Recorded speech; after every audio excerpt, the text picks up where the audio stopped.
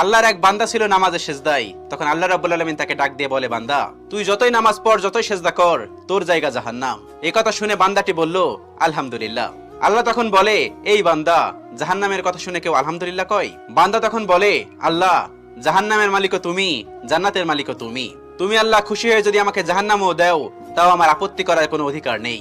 আল্লাহ তখন বলেন, বান্দা, জাহান্নামে গেলে তুই পুড়ে যাবি, তোর খুব কষ্ট হবে। বান্দা তখন বলতেছে, আল্লাহ, কষ্ট শুধু আমার হবে না, তোমারও হবে। আল্লাহ তখন বলতেছে, বান্দা, তুই পুড়বি জাহান্নামের আগুনে, আমার কষ্ট হবে কেন? বান্দা তখন বলে, আল্লাহ, কোনো মায়ের কোল থেকে যদি কোনো বাচ্চা পানিতে পড়ে যায়, তাহলে কোনো মাই দূরে দাঁড়িয়ে থাকতে পারে না, দৌড়ে গিয়ে বাচ্চাকে কোলে নেয়। আমার বিশ্বাস, ওই মায়ের চেয়ে কোটি কোটি গুণ দয়া তোমার বেশি। আমাকে জাহান্নাম দিলে তুমিও আল্লাহ শান্তি পাবে না। আল্লাহ তখন বলে, বান্দা, এই দলিল তুই কই পাইলি?